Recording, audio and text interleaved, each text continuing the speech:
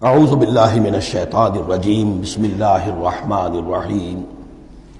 اب یہاں قسم کھائی گئی قد افلح من زکاہا وقد خاب من دساہا، جس نے بھی اپنے نفس کو پاک کر لیا وہ کامیاب ہو گیا، اور جس نے اسے مٹی میں دفن کر دیا وہ ناکام ہو گیا۔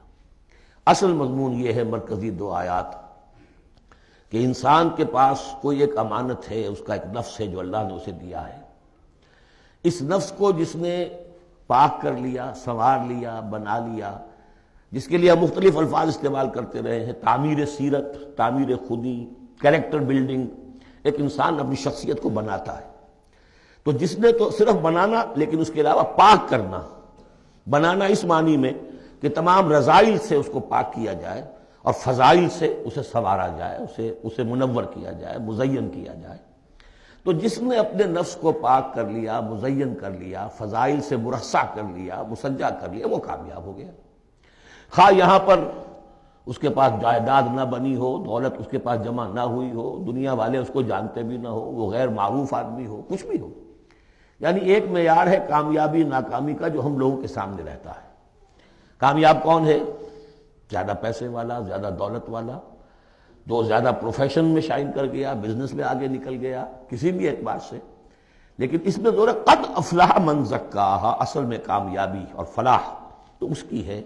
اور یہ فلاح کے لفظ پر ہم غور کر چکے ہیں سورہ مومنون کے شروع میں، کہ یہی جو انسان کی اندرونی شخصیت ہے، انا یا خودی، جسے ہم کہتے ہیں سیلف، جس کو کہ پروفائڈ نے سیلف قرار دیا ہے، اس سیلف کو اپنی اِد اور لیبیڈو کے تسلط سے آزاد کرانا اور پھر اس کو بلڈ کرنا، اس کو ڈیولپ کرنا، تعمیر خودی، یہی علامہ اقبال کا فلسفہ ہے۔ تو یہ ایسے ہی ہے کہ جیسے کہیں خزانہ تھا، آپ نے کھود کر اس میں سے خزانہ نکالا۔ تو یہ ہمارا سیلف جو ہے، ہماری خودی جو ہے، یہ بھی در حقیقت ہمارے اس حیوانی وجود کے اندر دفن ہے۔ اس حیوانی وجود کے اندر سے اس کو برآمد کرنا، جیسے کہ آم کی گٹھلی پھٹتی ہے تو اس میں سے دو پتے نکلتے ہیں تو اس سے آم کا درخت بننا شروع ہوتا ہے۔ اسی لیے وہ جو میں نے آپ کو اپنشد کا جملہ بھی سنایا تھا کہ man is in his ignorance identifies himself with the material sheets which encompass his real self۔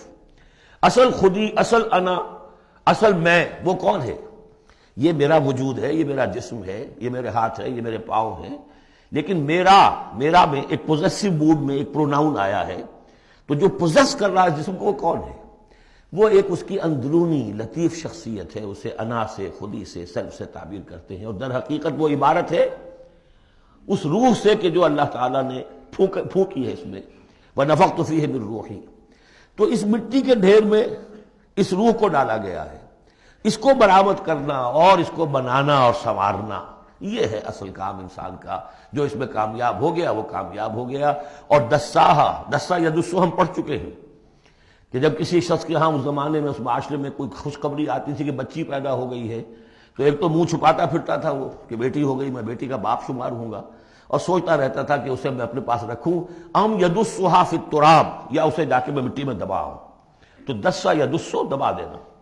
تو یہ ہے کہ جس نے اپنی اس خودی کو اسی حیوانی وجود میں دبا دیا، ختم کر دیا، قد خاب من دساہا، وہ ناکام ہو گیا۔ اب اس حقیقت پر ایک تو میں نے آپ کو نوٹ کرایا تھا کل کہ سورۃ الاعلیٰ پڑھتے ہوئے میں نے کہا تھا کہ بعض مضامین جو ہیں جو ان صورتوں میں آ رہے ہیں وہ سورۃ الاعلیٰ میں ان کی اصل جڑ پڑ چکی ہے، اور اس کی آخری 6 آیتیں جو ہیں وہ کیا ہے؟ قد افلح من تزکا وذکر اسم ربہ فصلی بل تؤثرون الحیاۃ الدنیا والآخرۃ خیر وابقی ان ھذا لفی الصحف الاولی صحف ابراہیم وموسیٰ۔ قد افلح من تزکا، جس نے پاکیزگی حاصل کر لی وہ کامیاب ہو گیا۔ یہاں اسے مزید کھولا کہ اس کا برعکس کیا ہے؟ قد افلح من زکاہا وقد خاب من دساہا۔ اس پر گواہیاں لائی گئی ہیں کہ جیسے تمہیں پوری اس کائنات میں تضادات نظر آتے ہیں، رات ہے، دن بھی ہے، آسمان ہے بلند، زمین ہے پست، بالکل اسی طریقے سے انسان کا معاملہ بھی یہ ہے کہ اگرچہ ویسے تو شکل و صورت میں سب تقریباً ایک جیسے انسان ہیں، ہیومن بینگز ہیں، لیکن دو مختلف قسم کے راستوں پر یہ چل رہے ہیں۔ ایک راستہ وہ ہے کہ یہی حیوانی نفسانی خواہشات اور اسی کے اندر پوری زندگی جو ہے گزارنی، اور اپنے اس اصل روح ربانی کو، اپنی اصل امانت الہیہ کو دبا دیا، گویا کہ چلتے پھرتی قبر بن گئے اس کے لیے۔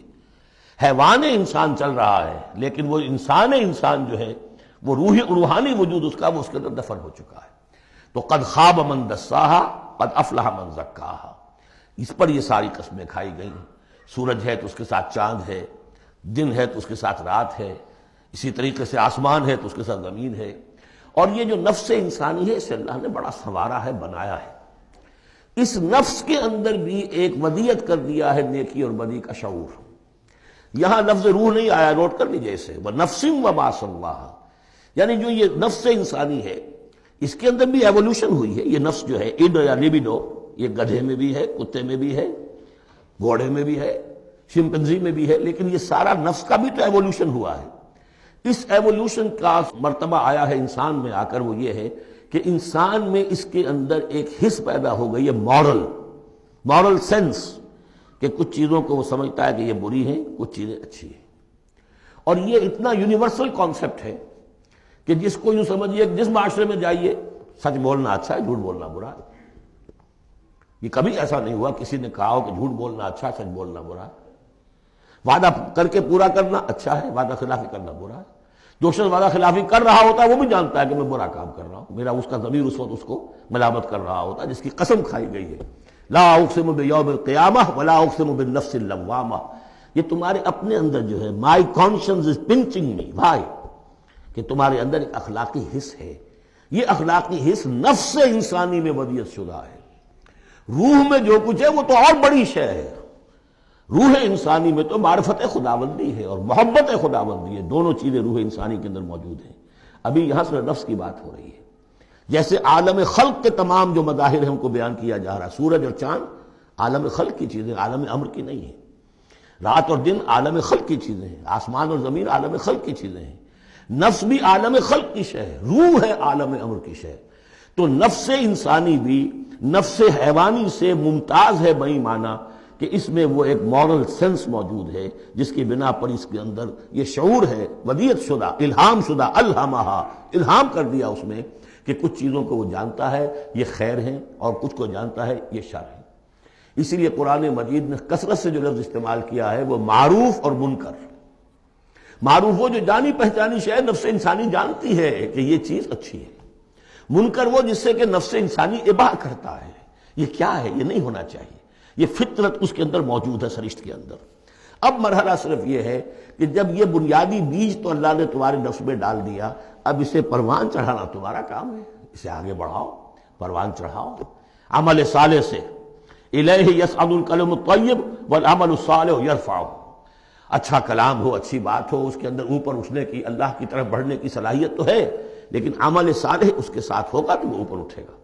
تو یہ جو بھی پوٹینشل ہے انسانی فطرت کا، تو قد افلح، جس نے وہ محنت کی، مشقت کی، اس نے اپنی اس اصل انسانی شخصیت کو برآمد کیا، اس مٹی کے ڈھیر میں سے بنایا، اسے ایک بڑا درخت بنا دیا، تناور درخت بنا دیا جس میں وہ پھل لگے ہیں جو ہم سورہ تغابن میں پڑھ رہے ہیں، وہ کامیاب ہو گیا۔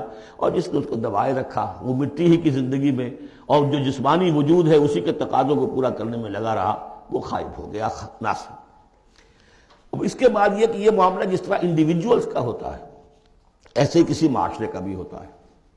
معاشرے میں بھی کچھ لوگ ہوتے ہیں کہ جو خیر کی طرف بلانے والے، کچھ ہوتے ہیں کہ جو بدی کی طرف بلانے والے، جس طریقے سے فرد کے اندر موجود ہے، اسی طریقے سے پھر اس کے اندر بھی اگر ایک قوم کا اجتماعی ضمیر جو ہے وہ زندہ رہے اور امر بالمعروف نہی عن المنکر کا فریضہ وہاں سر انجام دیا جاتا رہے تو معاشرے کی خیر ہوگی۔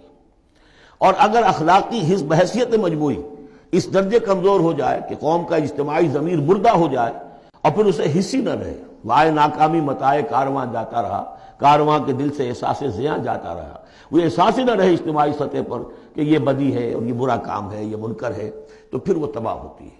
اس کی ایک مثال دی ہے، کذبت ثمود بطغواہا، قوم ثمود نے بھی جھٹلایا تھا اپنی سرکشی کے باوجود۔ اذ انبعث اشقاہا، جب ان کا جو سب سے شقی انسان تھا وہ کھڑا ہوا اور اس نے پھر اونٹنی کو جو اللہ تعالیٰ نے بطور معجزہ دی تھی اس نے ہلاک کر دیا۔